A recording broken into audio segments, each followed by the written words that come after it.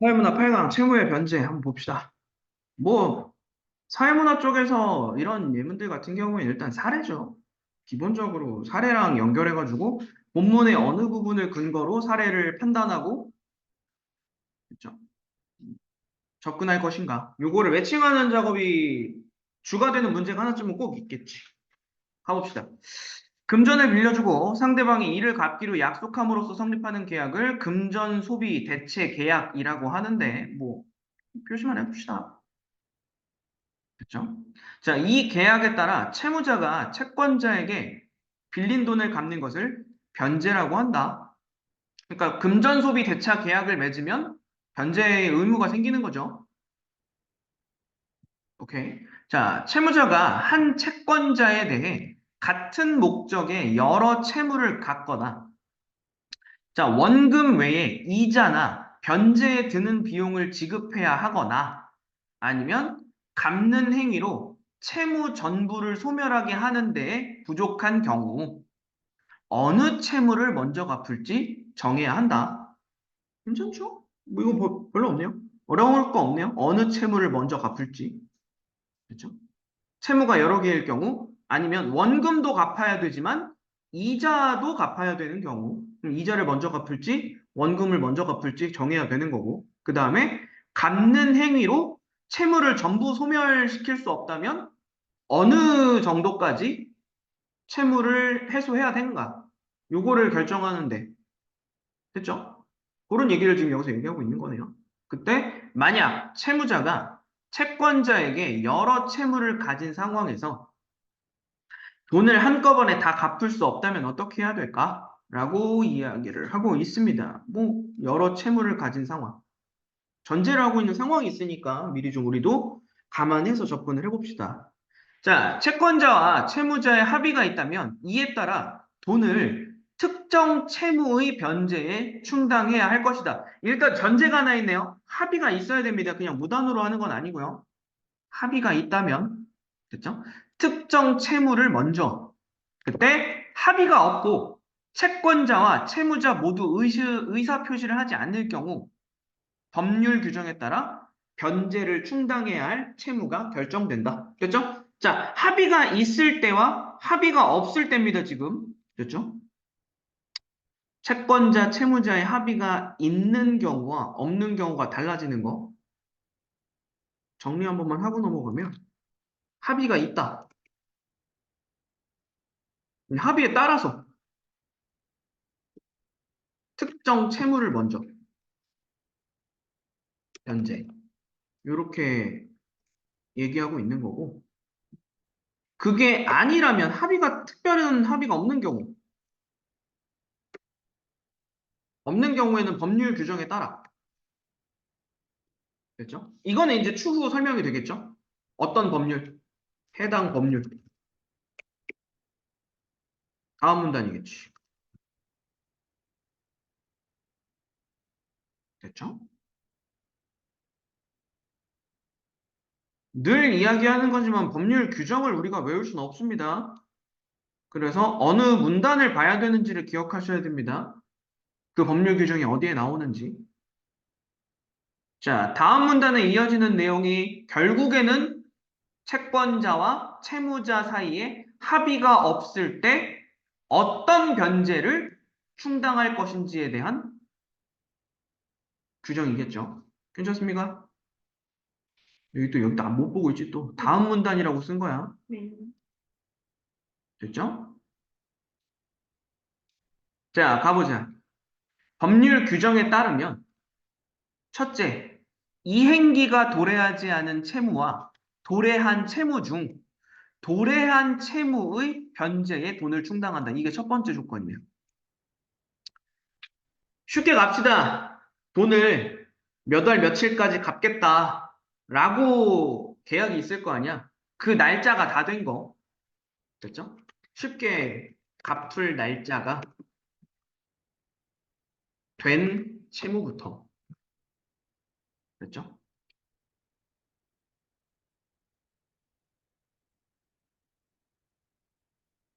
뒤에 예를 들어 나오죠. 예를 들어 갚기로 한 날이 도래하지 않은 채무와 갚아야 할 날이 지난 채무가 하나씩 있다면 당연히 지난 채무 먼저. 괜찮습니까? 갚기로 한 날이 돌아야지 않은 채무 말고 얘부터. 됐습니까? 자, 둘째. 채무 이행기 도래 여부의 차이가 없다면. 오케이? 즉, 모든 채무의 이행기가 도래했거나 도래하지 않았다면 둘 다 가능한 겁니다. 내가 채무가 두 개가 있어. 근데 두 채무 다 갚을 날짜가 안 됐어. 또는 두 채무 다 갚을 날짜가 지났어. 괜찮습니까? 그러면 그때는 채무자에게 이익이 큰 채무의 변제를 먼저 충당한다. 채무자에게 이익이 큰 채무. 그렇죠? 괜찮습니까? 야, 여기서 말하는 채무자는 빌린 사람이에요. 빌린 사람, 빌린 사람. 그렇죠? 그래서 뒤에 예시가 나오는 거야. 만약 채무자가 대출 금리가 다른 여러 개의 채무를 갖고 있다면 대출 금리가 높은 채무를 먼저 갚는 것이다. 괜찮습니까? 그렇죠? 대출 금리가 높은 채무를 먼저 갚아야 이자가 조금이라도 적어질 거 아니에요. 괜찮습니까? 넘어가도 되겠죠? 자, 셋째. 대출 금리 등의 변제로 인한 이익이 같은 상황에서 채무 이행기가 모두 도래했거나 도래하지 않은 경우, 이거는 지금 날짜도 똑같고, 이자율도 똑같고, 이런 경우, 그때는 이행기가 먼저 도래했거나 도래할 채무 변제에 돈을 먼저 충당한다.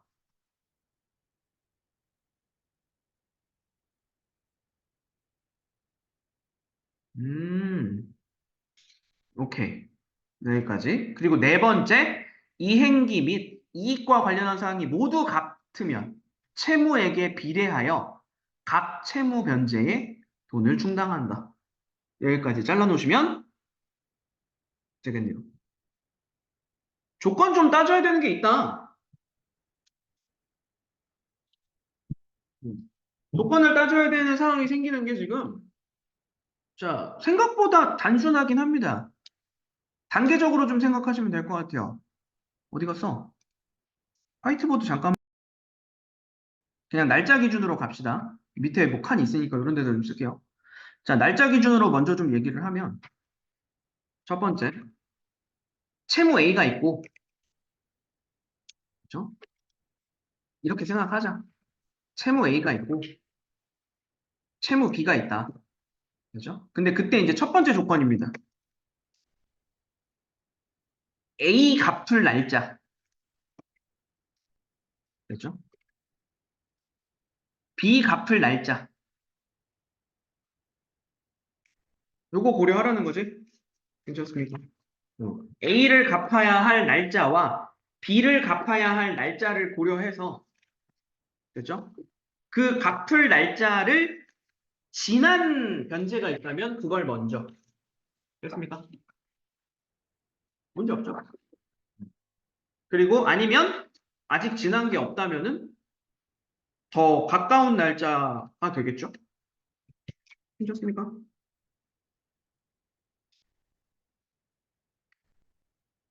넘어가 되겠어? 그렇죠? 첫째 조건을 얘기하면 이거겠네요. 둘을 비교했을 때 지금 얘기하고 있는 건 이겁니다. A는 만약에 지났어. B는 남았음. 그러면 뭐부터? A부터. 괜찮습니까?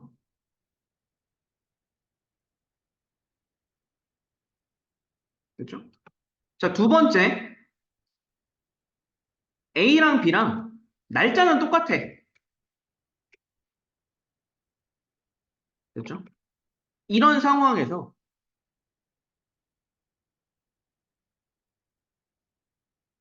그러면 둘 중에 채무자 이익을 따지는 거지.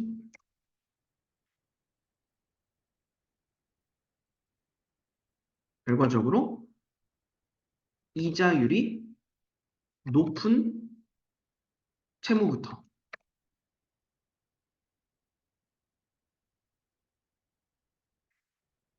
세 번째, 날짜 같아. 채무자 이익도 같아. 둘 다 같을 경우. 괜찮습니까?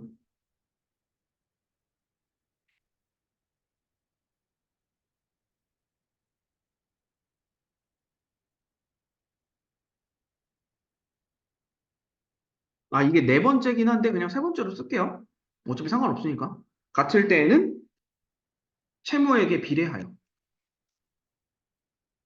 각각. 이게 사실 4번이긴 해요. 이게 사실 4번이긴 합니다. 3번은 채무자 이익은 같은데 날짜 다름. 경우에서요, 이거 지금 얘기하고 있는 게.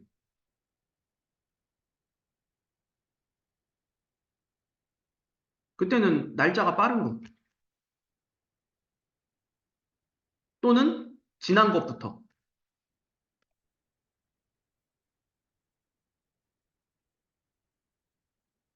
됐습니까? 쉽게 정리하면 이렇게 된 겁니다, 지금.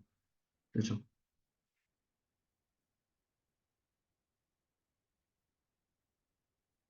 이거는 내가 지금 이렇게까지 얘기하는 이유가 뭐겠어? 이거 사례예요. 이거 사례 문제입니다. 음.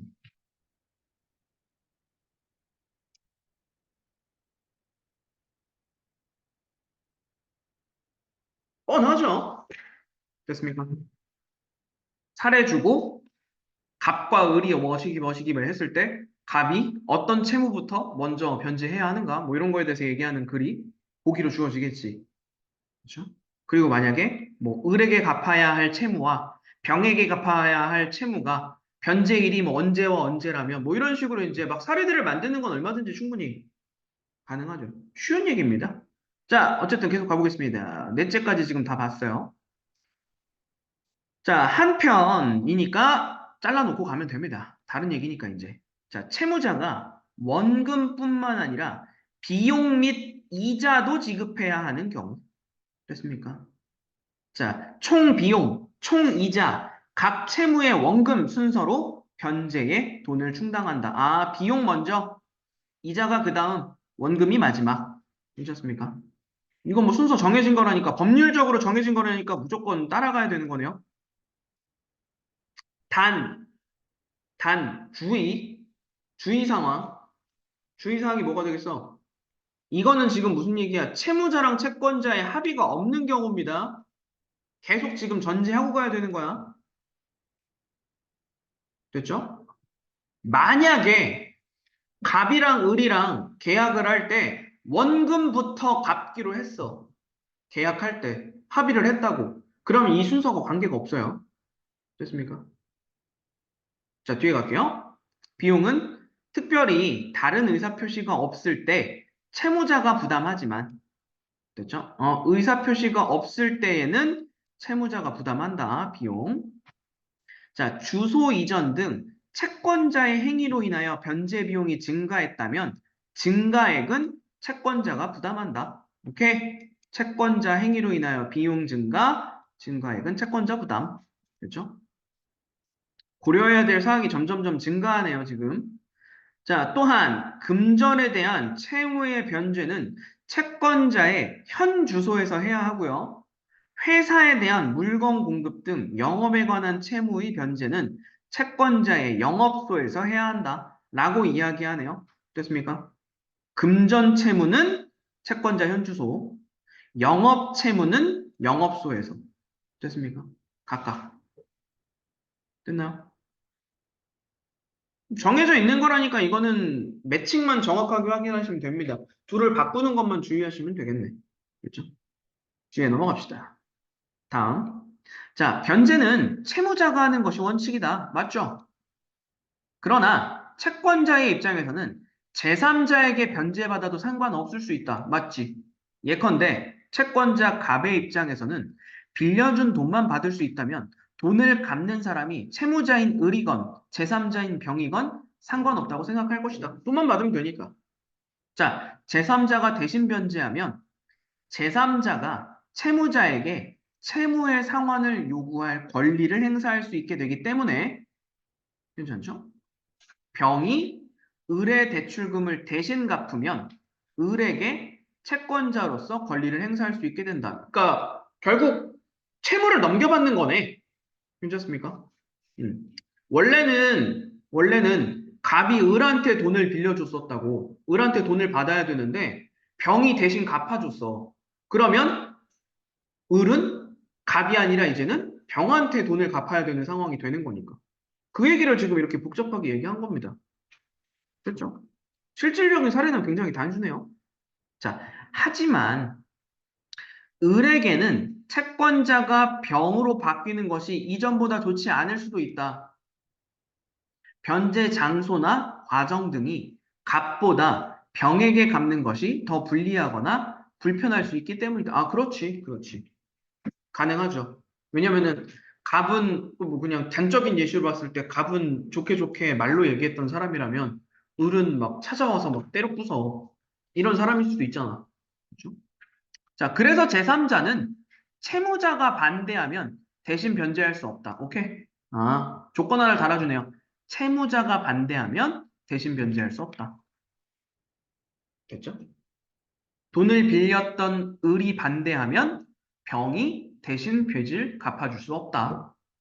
다만, 다만이 나왔으니까 주의해야겠네요. 채무자와 제3자의 법률상 이해관계에 있어서 채무자 대신 변제하는 것이 제3자 자신의 법률상 이익을 위해 필요하면 채무자의 동의 없이도 변제할 수 있다라고 얘기하네요. 됐죠? 아, 제3자가 법률상의 이해관계가 있어서 채무자 대신 변제하는 것이 법률상 이익을 위해 필요하다면 괜찮습니까? 좀 가볼게요, 그럼.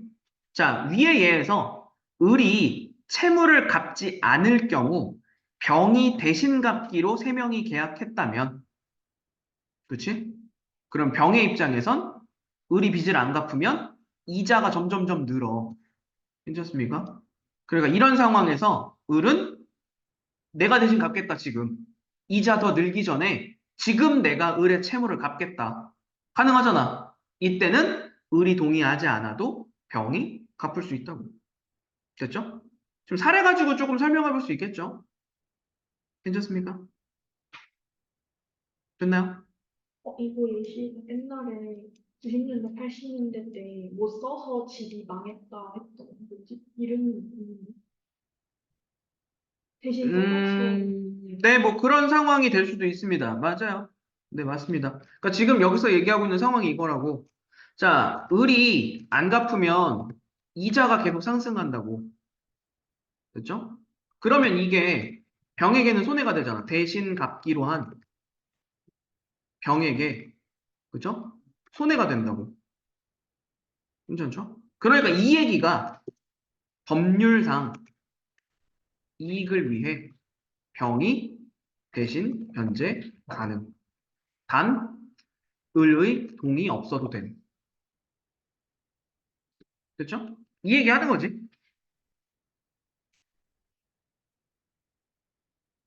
됐죠?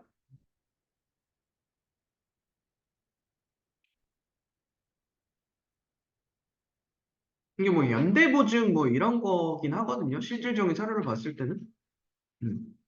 맞아요. 지금 얘기한 거 맞습니다. 얘가 안 갚으면 내가 빚 대신 갚을게요. 라고 이제 동시에 할 수 있거든, 계약. 함부로 하는 건 아니긴 하지만. 절대 안 됩니다. 그런 게 어딨어. 친구 사이에도 하는 거 아니라 그랬습니다. 돈을 주면 줬지. 그런 건 대신 해주는 거 아니라 그랬습니다. 여튼, 그렇죠? 이거 상식적으로 납득되시죠? 음. 얘가 빚을 안 갚으면 내가 대신 갚아야 되는데, 지금 당장 갚으면 이자를 더 안 내도 되잖아. 그러니까 내가 지금 갚겠다. 변제일이 다 됐을 때. 괜찮습니까? 그 얘기 하는 거죠, 지금. 넘어갈게요.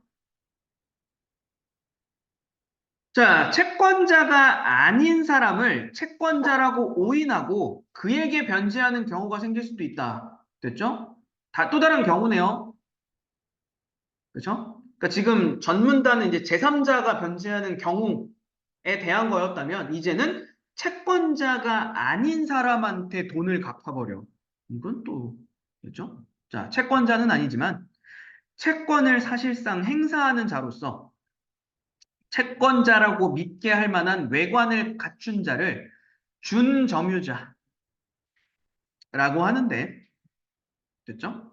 여기서 외관이란 권리자처럼 보이게 하는 징표로서 생김새, 신분증 등을 의미한다. 됐습니까? 자, 예를 들어 예금 채권자가 아닌 사람이 예금 채권자의 도장과 신분을 갖고 예금을 인출하는 경우. 지금 이겁니다. 갑이, 그렇죠? 갑이 은행에 가서 을의 도장이랑 을의 신분증을 가지고 가서 돈 주세요. 괜찮습니까? 이것도 지금 채권이에요. 은행이 고객에게 채무를 갖게 되는 거라고. 괜찮습니까? 예금 인출이라는 건 그런 겁니다. 그렇죠? 자, 이 사람을 예금 채권의 준점유자라고 할 수 있다. 그치, 을이라고 하는 사람의 도장이랑 신분증을 가지고 있으니까. 괜찮죠? 자, 스스로 채권자라고 주장하며 채권을 행사하는 이뿐만이 아니라 채권자의 대리인이라고 하며 채권을 행사하는 사람도 준점유자다. 됐죠? 괜찮습니까? 지금 이거 사례 되시죠? 사례 이해되시죠? 자, 채권의 준점유자에 대한 변제는 나쁜 의도가 없고 과실이 없는 경우에만 이거 표시해 놔야겠다. 그렇죠? 변제로 인정되어 채무가 소멸한다. 괜찮습니까? 예를 들어 채무자에게 준점유자, 그러니까 채무자가 준점유자에게 변제를 할 때 준점유자를 실제 채권자라고 믿었고 그렇게 믿는 과정에서 잘못이 없었다면 그에게 변제를 하더라도 채무가 소멸하는 것이다. 괜찮습니까? 됐죠? 자, 아까 은행 예시로 가봅시다. 그렇죠? 은행 예시로. 자, 갑이라는 사람이 을의 도장이랑 신분증을 가지고 왔다고. 그리고 내가 대신 왔어요. 아니면 내가 본인입니다. 얘기했을 수도 있지. 괜찮습니까? 그랬을 때 은행이 이제 돈을 인출해 주겠지. 괜찮습니까? 그랬을 때 이게 나쁜 의도가 없고 과실이 없는 경우였다면 인출해 준 걸로 그대로 은행은 돈 다시 줄 필요 없다. 그렇죠? 을에게 돈을 줬으니까 갑에게 다시 줄 필요가 없다. 이 얘기하는 거지. 그렇죠? 됐습니까? 근데 그건 이제 과실이 없는 경우는 조금 애매하게 여겨질 수도 있겠다.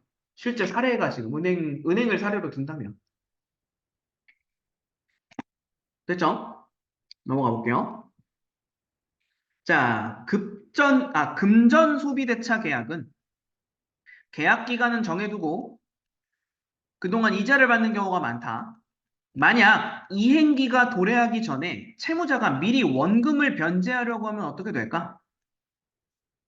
자, 일반적으로 정해진 기한보다 빨리 갚더라도 남은 계약 기간 동안 내야 할 이자도 함께 갚아야 한다. 이건 당연한 겁니다. 먼저 갚아도 이자는 내야 돼요. 됐죠? 자, 돈을 빌려줄 때는 대개 갚는 기한이 정해지는데 이 기한이 도래하지 않아서 그동안 채권자와 채무자가 받는 이익을 기한의 이익이라고 한다. 기한의 이익이라는 말이 등장했네요. 자, 채무자는 이행기 전까지 원금 상환에 대한 독촉을 받지 않고 원금을 사용하는 기한 이익을 얻는 거고, 됐죠? 채무자가 얻는 이익이야. 원금 상환 독촉 없이 원금을 사용한다. 됐죠? 그리고 반대로 채권자는 이자 수익을 보장받는 기한 이익을 얻는 거고, 각각. 됐죠? 요거 이해되시죠? 근데 일단은 금전대차 계약이 맺어지는 순간 채무자는 그 돈을 쓸 수 있는 기한 이익이 생기는 거고, 됐죠? 채무자는 이거 얘가 갚을 때 이자까지 얹어서 줄 거잖아. 됐죠? 이런 기한 이익이 벌써 계약을 맺을 때 생기는 거라고. 따라서 채무자는 본인의 기약 이익을 포기할 수 있지만, 됐죠? 이게 무슨 얘기야?